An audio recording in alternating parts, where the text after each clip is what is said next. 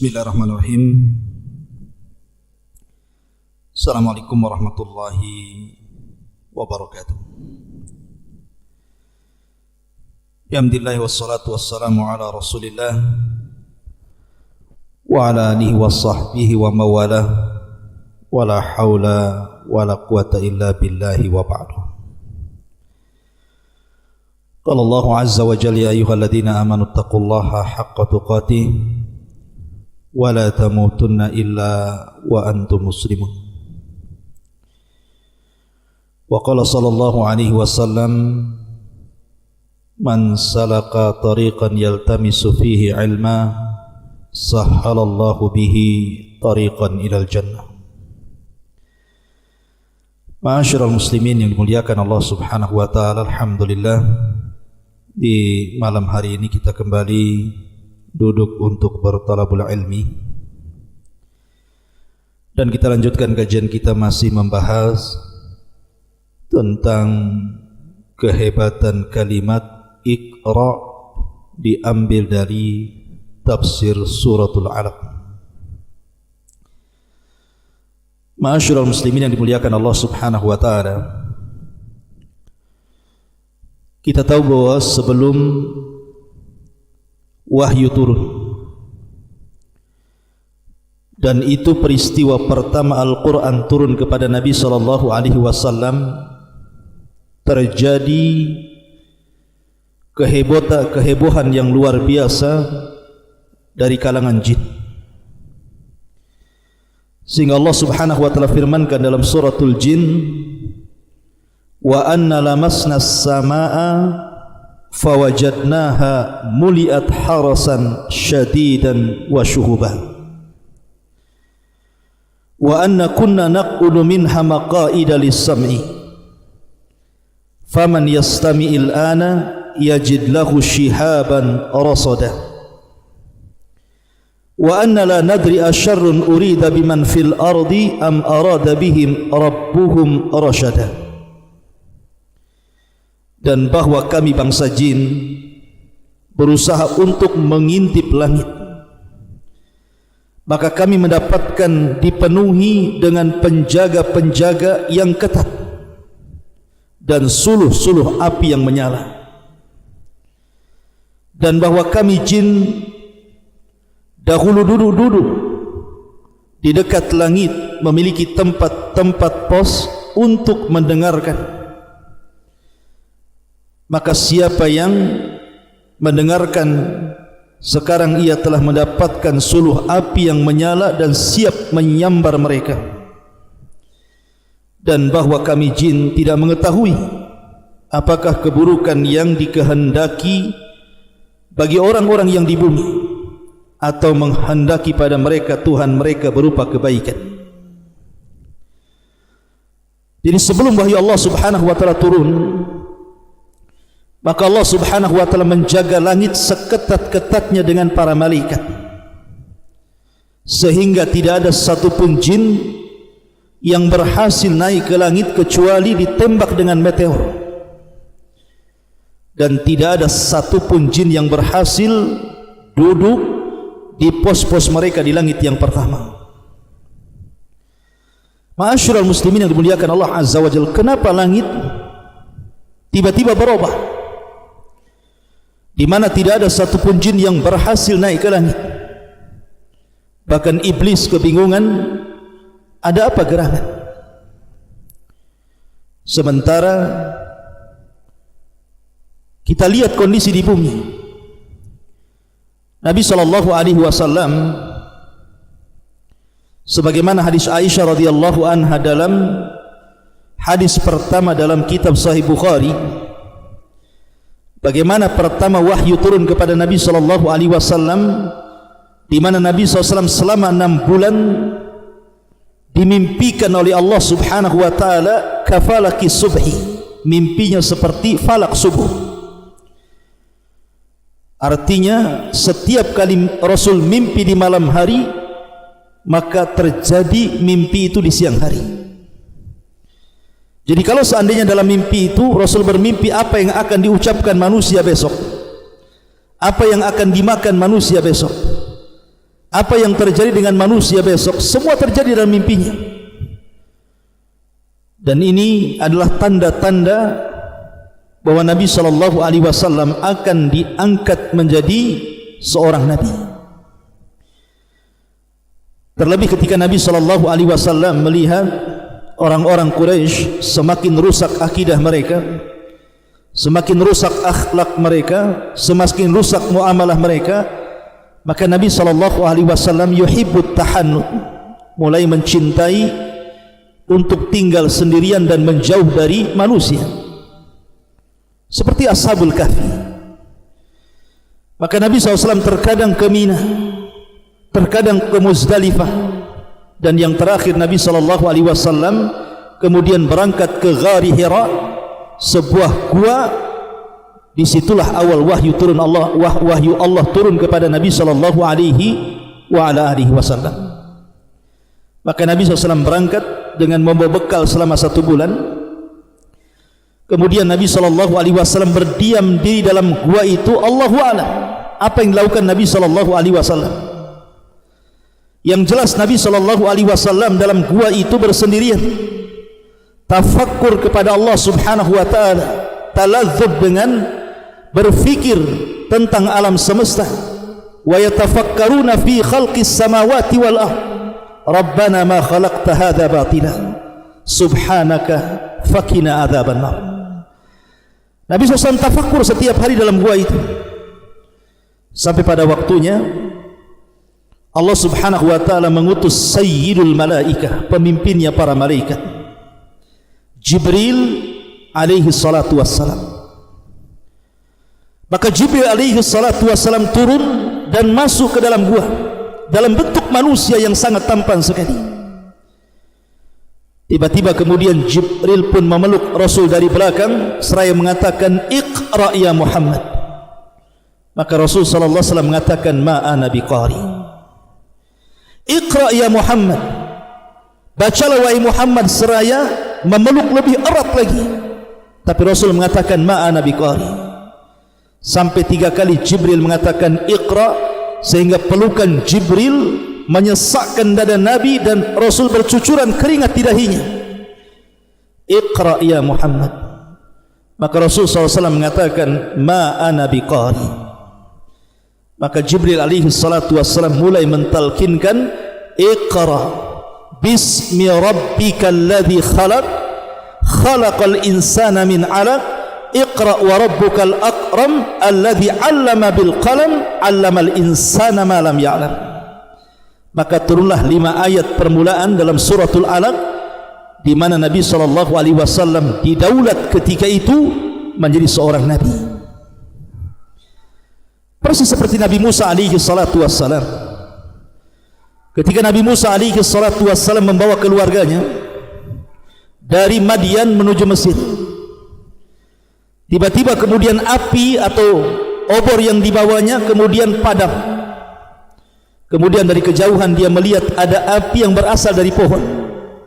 Maka Musa pun mendekati pohon. Semakin dekat semakin besar api itu, semakin dekat semakin besar api itu.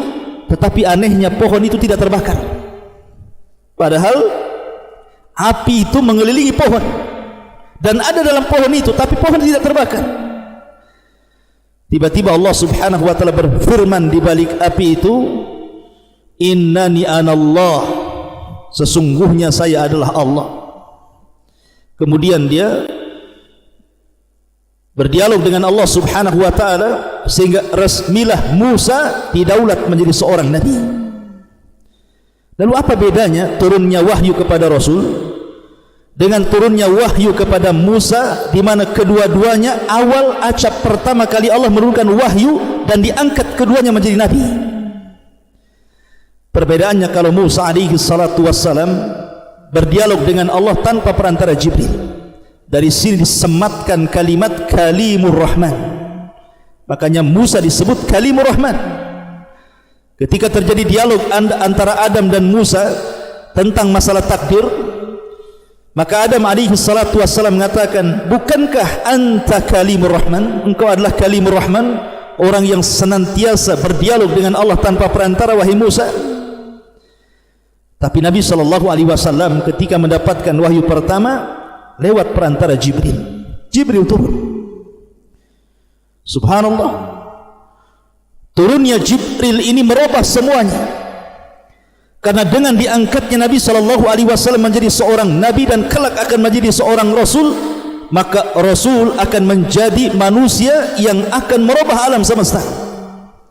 Dengan diutusnya bumi akan berubah, manusia akan berubah, jin akan berubah, langit pun akan berubah. Dengan diutusnya Nabi SAW berarti dahsyatnya kalimat Iqra dalam gua tersebut, karena akan merubah segalanya. Karena Nabi SAW sudah dipikulkan sebuah tugas dari Allah untuk merubah akhlak manusia, tauhid manusia, akidah manusia, muamalah manusia sejak dia diutus sampai kiamat dibangkitkan. Ma'asyiral muslimin yang dimuliakan Allah Subhanahu wa taala. Maka Nabi SAW pun setelah kemudian turun surah Al-Alaq ini, ayat 5 pertama dalam surah Al-Alaq, maka Rasulullah SAW kemudian pulang. Rupanya di tengah jalan diperlihatkan Jibril dalam bentuk aslinya, di mana Nabi SAW melihat Jibril itu memiliki 600 sayap. Yang satu sayap itu terbentang saddal ufuk. Maknanya saddal ufuk itu panjangnya sayap Jibril itu mulai dari terbit matahari sampai tenggelam matahari, itu disebut saddal ufuk. Jadi kalau kita melihat ke depan sayap Jibril, ke belakang sayap Jibril, ke samping kiri kanan sayap Jibril, seolah-olah langit ini ditutupi dengan sayap Jibril. Gimana Nabi SAW tidak menggigil ketakutan melihat makhluk yang sebelumnya tidak pernah dilihatnya? Kemana-mana ada sayap Jibril, padahal itu baru satu yang dibentangkan Jibril. Bagaimana kalau 600 sayap dibentangkan semuanya? Makanya Nabi SAW akhirnya pulang menemui Khadijah. Demam dia mengatakan, ya Khadijah, dathiruni dathiruni, zammiluni zammiluni. Khadijah, selimuti aku sudah demam, menggigil ketakutan. Maka Khadijah adalah istri yang saleh. Maka Khadijah pun mengambil selimut, kemudian memeluk Nabi SAW, kemudian selimut pun dibentangkan di atas jasad Nabi SAW, sambil Khadijah kemudian berusaha untuk menenangkan Rasul dan mengatakan, ya suamiku, wallahi la yuhzikallahu abada, demi Allah peristiwa ini tidak mungkin menjadikan kau hina, peristiwa ini tidak mungkin merendahkan dirimu. Innaka latasilur rahim, engkau ini orang yang suka menyambung silaturahim. Wa tuqri dhaifa, engkau suka menghormati tamu, kemudian juga membantu orang susah, kemudian juga menolong para fuqara wal masakin, membela orang-orang yang perlu dibela, dan begitu seterusnya. Akhirnya sampai kemudian Nabi SAW merasa tenang. Tetapi Khadijah adalah istri teladan, tidak cukup sampai di sini, bahkan Khadijah berusaha untuk mencari solusi. Kata Khadijah, wahai suamiku, bagaimana kalau seandainya kita datang kepada ibnu ammi, anak dari pamanku, Waraqah ibn Naufal. Dia memiliki ilmu tentang Taurat dan juga Injil. Kita tanyakan kepada dia tentang peristiwa yang berlaku dengan dirimu. Akhirnya Khadijah pun membawa Rasulullah SAW menghadap Waraqah ibn Naufal. Kemudian diceritakan kisah terjadi tentang masalah surah Iqra yang turun dalam gua. Kemudian melihat Jibril dalam bentuk asli. Tiba-tiba Waraqah menangis karena tahu bahwa ini alamat dan tanda-tanda kenabian. Sampai-sampai Waraqah mengatakan kepada Nabi SAW, ya Muhammad, engkau akan menjadi seorang nabi, dan engkau akan merasakan layaknya seorang nabi ditentang oleh kaumnya, dan engkau akan diusir oleh kaummu. Kata Nabi SAW, bagaimana kaumku akan mengusir diriku? Bukankah aku dikenal di tengah-tengah mereka Sadiqul Amin? Bukankah aku dikenal oleh mereka orang baik? Bagaimana mungkin mereka akan mengusirku? Maka Waraqah mengatakan, tidak ada satupun yang membawa apa yang kau bawa wahai Muhammad illa udhi. Dalam riwayat illa udhi, pasti akan diuji dan pasti akan disakiti. Kata Waraqah, seandainya pengusiran kaummu itu terjadi dan aku masih hidup, maka aku yang akan menolong wahai Muhammad. Tapi selang beberapa bulan setelah peristiwa ini, Waraqah ibn Naufal kemudian meninggal dunia. Tidak sempat melihat Nabi SAW diusir oleh kaumnya, sehingga menjadi khilaf para ulama, apakah Waraqah ibn Naufal orang yang pertama kali masuk Islam dari kalangan dewasa, ataukah Abu Bakar Siddiq radhiyallahu an yang masuk Islam dari kalangan dewasa? Terjadi khilaf para ulama, Waraqah ibn Naufal ataukah Abu Bakar. Walaupun yang masyhur adalah Abu Bakar Siddiq radhiyallahu an, dan ada yang berusaha menjama di permulaan Islam Waraqah ibn Naufal masuk Islam, tetapi ketika menyebarnya Islam, maka orang yang pertama masuk Islam di tengah-tengah manusia dari kalangan orang dewasa adalah Abu Bakar Siddiq radhiyallahu an. Akhirnya Nabi SAW pun resmi diangkat menjadi Nabi. Ketika Nabi SAW pulang, kemudian hatinya agak tenang. Maka Nabi SAW suatu malam tidur, tiba-tiba ketika sedang nyenyak tidur, datang Jibril dan mengatakan, ya ayyuhal muddathir, qum fa'anzir, wa rabbaka fakabbir, wa thiyabaka fatahhir, wa ruzza fahjur, wa la tamnun tastaghfir, wa li rabbika fasbir. Turun 5 ayat pertama dalam surah Al-Mudaththir. Maka dengan turunnya surah Al-Mudaththir ini, maka resmilah Nabi SAW diangkat menjadi seorang Rasul. Nubbi'a bil alam bil iqra dan ursila bil mudaththir. Ma'asyiral muslimin yang dimuliakan Allah Azza wa Inilah sekelumit tentang kisah bagaimana permulaan wahyu turun kepada Nabi SAW. Dan ketika surah Iqra ini turun kepada Rasul, itu tepat di bulan Ramadan, tepat di 10 akhir Ramadan, tepat di tanggal-tanggal ganjil bulan Ramadan, lebih tepatnya lagi di malam Lailatul Qadar. Makanya Allah Subhanahu wa taala berfirman, inna anzalnahu fi lailatul qadr wa ma adraka ma lailatul qadr, lailatul qadri khairun min alfi syahrin. Dalam ayat yang lain, syahrul ramadhan alladhi unzila fihi al-Quran hudal linnasi wa bayyinatin minal huda wal furqan. Wallahu a'lam bishawab. Ini yang bisa sampaikan, mudah-mudahan ada manfaatnya insyaallah.